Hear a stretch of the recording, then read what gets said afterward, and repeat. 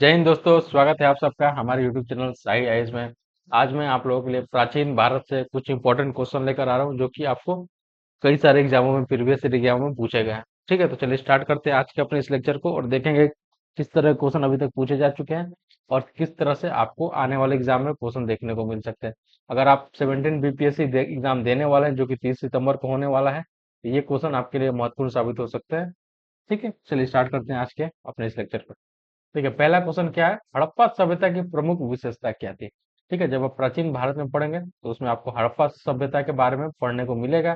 ठीक है, उसकी जो प्राचीन सॉरी उसकी जो प्रमुख विशेषता थी उसके बारे में पूछा जा रहा है, उसकी प्रमुख विशेषता क्या थी? ठीक है, ऑप्शन है आपके सामने, विकसित नगर योजना, घोड़े की उपस्थिति, लौह उपकरणों का उपयोग या फिर बड़े महल और मंदिर। तो इसका आंसर क्या होगा? जल्दी से जवाब दीजिए आप लोग कि हड़प्पा सभ्यता की प्रमुख विशेषता क्या थी। ठीक है, तो इसका आंसर क्या हो जाएगा? विकसित नगर योजना। यानी कि अगर आप हड़प्पा सभ्यता के बारे में अगर आपने अच्छे से पढ़ रखा है तो आप, या फिर अगर आप हड़प्पा सभ्यता को पढ़ेंगे तो आप देखेंगे कि वहां पे जो नगर योजना थी वो क्या थी? विकसित थी। और वहां पे जो पैटर्न यूज किया जाता था नगरों का, शहर का, वो क्या था? ग्रिड पैटर्न वहां पे फॉलो किया जाता था। ठीक है, देखिए, हड़प्पा सभ्यता की प्रमुख विशेषता उसकी विकसित नगर योजना थी जिसमें सुव्यवस्थित सड़कों, पक्के मकानों और उन्नत जल निकासी प्रणाली का समावेश था। यानी कि अच्छे जल निकासी थे, अच्छे पक्के मकान थे, सुव्यवस्थित सड़क थे। ठीक है, और जो घर बनता था ना वो ग्रिड पैटर्न में बनते, यानी कि जो आप चेस बोर्ड देखेंगे ना, जो चेस का जो बोर्ड होता है ना, उस तरह से आपको ग्रिड पैटर्न सिस्टम फॉलो देखने को मिलेगा। जैसे मान लीजिए एक लाइन से जैसे घर हुआ ही है, ठीक है, लाइन से आपको घर देखने को मिलेगा। ठीक, मतलब 90 डिग्री के एंगल पे आपको घर कटे मतलब एंगल बना हुआ मिलेगा। इस तरह से आपको, जैसे चेस का बोर्ड अगर आप देखेंगे ना, तो उस तरह से नगर का वहां पे डिजाइन किया गया था। ठीक है, आज करके अगर आप जो भी नया शहर बन रहा है अगर वहां पे जाएंगे, जैसे ग्रेटर नोएडा की बात करें, चंडीगढ़ वगैरह की बात करें, जो नया शहर डिजाइन हो रहा है ना, उस पे अगर आप जाकर देखेंगे ना, तो यही ग्रिड पैटर्न फॉलो किया जाता है। ठीक है, चलिए नेक्स्ट क्वेश्चन देखेंगे हम लोग। ऋग्वेद में वर्णित सबसे महत्वपूर्ण नदी, यानी कि सबसे महत्वपूर्ण नदी कौन है जिसका ऋग्वेद में वर्णन बार बार किया गया है? ठीक है, ऑप्शन है आपके सामने, सरस्वती, यमुना, गंगा या फिर सिंधु। तो जल्दी से जवाब दीजिए आप लोग कि ऋग्वेद में सबसे महत्वपूर्ण नदी कौन सी है जिसका वर्णन कई बार किया गया? ठीक है, तो इसका आंसर क्या हो जाएगा? इसका आंसर होगा सिंधु। यानी कि सिंधु जो नदी है, इसका सबसे ज्यादा बार वर्णन किया गया है ऋग्वेद में। ठीक है, चलिए नेक्स्ट क्वेश्चन देखेंगे हम लोग। महावीर स्वामी का जन्म कहाँ हुआ था? क्वेश्चन क्या है? महावीर स्वामी का जन्म कहाँ हुआ था? महावीर स्वामी कौन थे? तो जैन धर्म के 24वें तीर्थंकर थे। कौन थे? 24वें तीर्थंकर। आपसे ये भी पूछा जा सकता है कि जैन धर्म के 24वें तीर्थंकर कौन थे? तो महावीर स्वामी जी थे।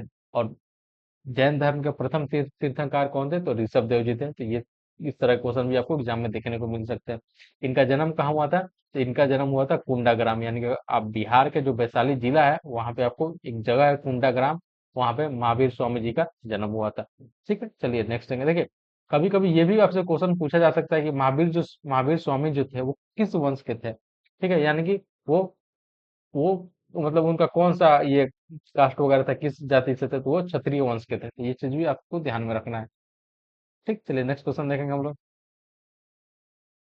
अशोक ने किस युद्ध के बाद बौद्ध धर्म अपनाया था? यानी कि अशोक ने किस युद्ध के बाद बौद्ध धर्म अपनाया था? जब आप अशोक के बारे में पढ़ेंगे, मौर्य वंश के बारे में पढ़ेंगे, तो वहां पे देखेंगे कि अशोक ने कई सारी महत्वपूर्ण लड़ाइयाँ लड़ी। उसमें से एक ऐसा लड़ाई अशोक लड़ता है जिसके बाद उसका उनका जो मन होता है वो काफी व्यतीत हो जाता है। वो भयावह स्थिति देख करके युद्ध में बहुत सारे लोग मारे जाते हैं, खून खराबा देख करके वो अपना मन बदल लेते हैं और उन्होंने बौद्ध धर्म को अपना लिया और वो हिंसा को छोड़ देते हैं। ठीक है, तो ये क्वेश्चन आपसे पूछा जाए, ऑप्शन है आपके सामने, तक्षशिला युद्ध, कलिंग युद्ध, पाटलिपुत्र युद्ध या फिर अवंती युद्ध। तो जल्दी से जवाब दीजिए आप लोग, इसका आंसर क्या हो जाएगा? इसका आंसर होगा कलिंग युद्ध। यानी कि जो कलिंग का जो युद्ध है कि 261 बीसी में हुआ था। ठीक है, उसमें अशोक ने बहुत लोगों की मृत्यु हुई। ठीक है, तो उस भयावह स्थिति को देख करके अशोक ने बौद्ध धर्म को अपना लिया था और अहिंसा के मार्ग पर चलने का संकल्प लिया। ठीक है, चलिए नेक्स्ट क्वेश्चन देखेंगे हम लोग। देखिए, आपसे ये भी क्वेश्चन पूछा जा सकता है कि अशोक किस वंश के राजा थे, किस वंश के राजकुमार थे? इस तरह के भी क्वेश्चन आपको देखने को मिल सकते हैं। ठीक है, तो वो मौर्य वंश के राजकुमार थे, राजा थे। सातवाहन वंश का सबसे प्रसिद्ध शासक कौन था? सातवाहन वंश, यानी कि जब आप साउथ इंडिया के बारे में पढ़ेंगे तो आपको वहां पे सातवाहन वंश के बारे में पढ़ने को मिलेगा। उसका जो सबसे महत्वपूर्ण शासक कौन था, ये आपसे क्वेश्चन पूछा जा रहा है। ऑप्शन है आपके सामने: गौतमी गौतमी पुत्र सतकर्णी, सलिसु, वशिष्ठ पुत्र पुलोमयी, या फिर श्री सतकर्णी। इसका आंसर क्या होगा? जल्दी से जवाब दीजिए आप लोग। 5 सेकंड का समय आप लोग के सामने देखिए। इसका आंसर होगा गौतमी पुत्र सातकर्णी, यानी कि गौतमी पुत्र थे। देखिए इनके ऊपर एक फिल्म भी बना हुआ है। ठीक है, तो आपको ये भी ध्यान में रखना है, गौतमी पुत्र सातकर्णी जो थे वो सातवाहन वंश के सबसे प्रसिद्ध शासक थे। ठीक है, और इन्हीं के पुत्र थे वशिष्ठ पुत्र पुल्लोमयी। ये भी आपको ध्यान में रखना है, इनके पुत्र थे वशिष्ठ पुत्र पुल्लोमयी। देखिए, सातवाहन वंश का सबसे प्रसिद्ध शासक गौतम पुत्र सतकर्णी था, जिसने अपनी विजय और प्रशासनिक कौशल के लिए प्रसिद्धि पाई है। ये चीज भी आपको ध्यान में रखना है। नेक्स्ट क्वेश्चन देखेंगे हम लोग। गुप्त वंश के किस शासक ने कविराज की उपाधि धारण की, यानी कि राज की उपाधि गुप्त वंश के किस शासक ने धारण की थी? ठीक है, ऑप्शन है आपके सामने: चंद्रगुप्त प्रथम, समुद्रगुप्त, चंद्रगुप्त द्वितीय, या फिर कुमारगुप्त। इसका आंसर क्या हो जाएगा? समुद्रगुप्त, यानी कि जो समुद्रगुप्त है उन्होंने कई सारी महत्वपूर्ण लड़ाइयां भी लड़ी थी, इसलिए इनको भारत का नेपोलियन भी कहा जाता है। ठीक है, और इनको कविराज की भी उपाधि दी गई है। इसका आंसर क्या हो जाएगा? समुद्रगुप्त हो जाएगा। ठीक है, चलिए नेक्स्ट क्वेश्चन देंगे हम लोग। हर्षवर्धन के दरबारी कवि कौन थे, यानी कि जो हर्षवर्धन थे उनके दरबारी कवि कौन थे, ये आपसे क्वेश्चन पूछा जा रहा है। ठीक है, अब देखिए आपसे एक और क्वेश्चन पूछा जा सकता है कि हर्षवर्धन के शासन काल में कौन सा चीनी यात्री भारत के यात्रा पर आया था, ये भी क्वेश्चन पूछा जा सकता है। ठीक है, तो हेवन सांग जो थे वो भारत की यात्रा पे आते हैं हर्षवर्धन के शासन काल में। ठीक, देखिए ऑप्शन है यहाँ पे: बाणभट्ट, कालिदास, अमरुक, या फिर भास। हर्षवर्धन के थे, तो हर्षवर्धन के दरबारी कवि बाणभट्ट थे। कौन थे? बाणभट्ट थे। ठीक है, और इन्होंने कई सारी महत्वपूर्ण किताबें लिखी है, जैसे कि हर्षचरित्र लिखा है उन्होंने, कादम्बरी लिखा है। ठीक है, हर्षचरित्र में इन्होंने हर्षवर्धन की विशेषताओं का वर्णन किया है, हर्षवर्धन का बखान किया है, तो ये चीज भी आपको ध्यान में रखना है। ठीक है, हर्षचरित्र और कादम्बरी किसके द्वारा लिखी गई है? तो बाणभट्ट के द्वारा लिखी गई है। पाणिनि किस क्षेत्र के निवासी थे? ठीक है, पाणिनि जो थे उन्होंने महत्वपूर्ण संस्कृत का व्याकरण लिखा है, अष्टाध्यायी उन्होंने पाणिनि ने लिखा हुआ है। तो ये किस क्षेत्र के निवासी थे, यानी कि इनका जन्म कहाँ हुआ था और ये कहाँ के रहने वाले थे? ऑप्शन है आपके सामने: गांधार, मगध, अवंती, या फिर काशी। तो इसका आंसर क्या हो जाएगा? इसका आंसर होगा गांधार, यानी कि अभी जो अफगानिस्तान और की जो पड़ता है गांधार, अफगानिस्तान पंजाब के सीमा के पास, वो ही मतलब उस समय गांधार हुआ करता था। देखिए, पाणिनि गांधार क्षेत्र के निवासी थे, जो वर्तमान में पाकिस्तान और अफगानिस्तान में स्थित है। उन्हें संस्कृत व्याकरण का सूत्रबद्ध ग्रंथ अष्टाध्यायी लिखा है। ठीक है, तो आपसे ये भी क्वेश्चन एग्जाम में पूछा जा सकता है कि अष्टाध्यायी के लेखक कौन है? तो अष्टाध्यायी के लेखक पाणिनि जी थे। ठीक, अजंता की गुफाएं किस काल की है? अजंता की गुफाएं के बारे में आपसे क्वेश्चन पूछा जा रहा है कि अजंता की गुफाएं किस काल की है, यानी कि अजंता की गुफाएं का निर्माण किस वंश के शासन काल में हुआ था? ऑप्शन है आपके सामने: मौर्य काल, गुप्त काल, सातवाहन काल, या फिर कुषाण काल।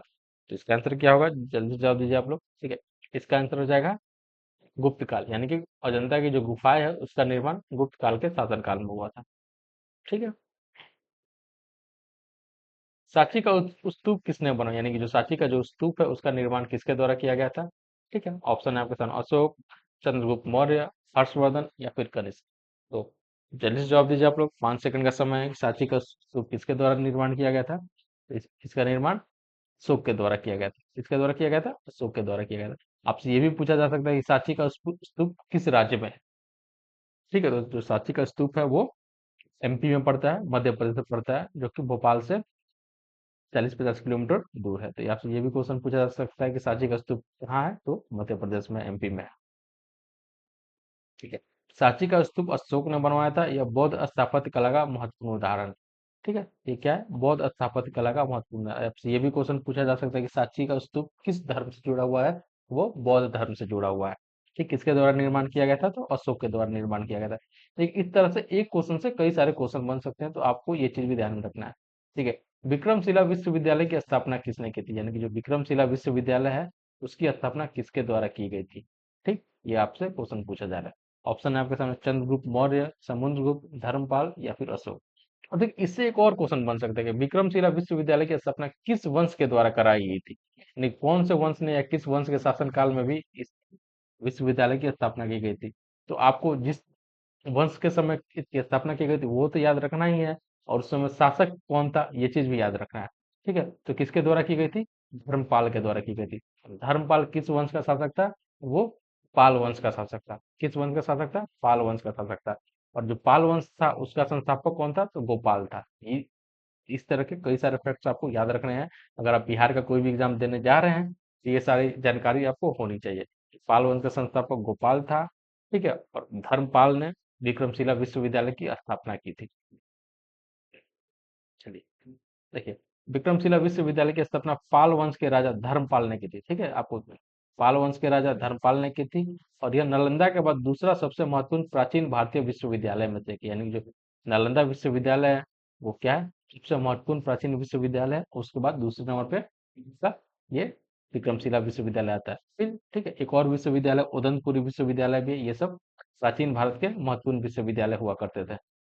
ठीक है, देखिए, अलाउद्दीन खिलजी के समय प्रसिद्ध यात्री कौन था? यानी कि अलाउद्दीन जो खिलजी था, ठीक है, जो आप जब दिल्ली सल्तनत के बारे में पढ़ेंगे तो वहाँ पे अलाउद्दीन खिलजी के बारे में पढ़ेंगे। ठीक है, तो उसके समय एक प्रसिद्ध यात्री आया था। ठीक है, उसके बारे में यहाँ पे आपसे नाम पूछा जा रहा है कि वो कौन था। ऑप्शन है आपके सामने, इब्न बतूता, हेवन सांग, फाहियान या फिर मार्को पोलो। ठीक, तो इसका आंसर क्या हो जाएगा? इसका आंसर हो जाएगा मार्को पोलो। यानी जो मार्को पोलो था वो आपको अलाउद्दीन खिलजी के शासनकाल में भारत आया था, भारत की यात्रा पे आया था। ठीक है,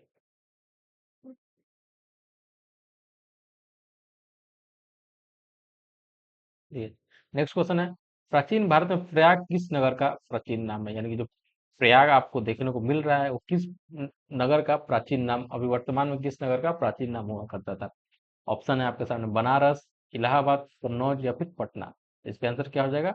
इसका आंसर होगा इलाहाबाद। यानी कि अभी जो वर्तमान का जो इलाहाबाद है, अब देखिए इसका नाम फिर से बदल करके क्या कर दिया गया, इसके फिर से इसका नाम बदल करके प्रयागराज कर दिया गया। इसका इसका प्राचीन नाम प्रयाग हुआ करता था, जो कि गंगा, यमुना और सरस्वती के संगम पे ये बसा हुआ है। तो आपसे ये भी पूछा जा सकता है कौन सा नगर है जो कि गंगा, यमुना और सरस्वती के तीनों नदियों के संगम पे स्थित है? इसका आंसर क्या होगा? प्रयागराज होगा। ठीक है, वर्तमान में इसका नाम फिर से बदल करके प्रयागराज कर दिया गया है। ये चीज भी आपको ध्यान में रखना है। इलाहाबाद का नाम क्या था? प्रयागराज था। नालंदा विश्वविद्यालय के संस्थापक कौन थे? यानी कि जो नालंदा विश्वविद्यालय है, ऊपर हम लोगों ने उदंत सॉरी विक्रमशिला विश्वविद्यालय के बारे में देखा, उसके संस्थापक धर्मपाल जी थे। तो नालंदा विश्वविद्यालय के संस्थापक कौन थे? ऑप्शन है आपके सामने, हर्षवर्धन, कुमारगुप्त, ठीक है, कुमारगुप्त, समुद्रगुप्त या फिर अशोक। तो नालंदा विश्वविद्यालय के संस्थापक कौन थे? तो नालंदा विश्वविद्यालय के संस्थापक कुमारगुप्त थे। ये किस वंश से संबंधित है? तो ये गुप्त वंश से संबंधित है। ठीक है, तो ये चीज भी आपको ध्यान में रखना है।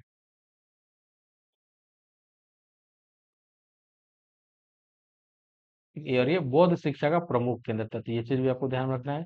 जो नालंदा विश्वविद्यालय था वो बौद्ध शिक्षा का प्रमुख केंद्र हुआ करता था। विक्रमादित्य किस वंश के शासक थे? यानी कि जो विक्रमादित्य जो थे वो किस वंश के शासक थे? ठीक है, अब आपसे ये भी पूछा जा सकता है कि विक्रमादित्य का नाम क्या था?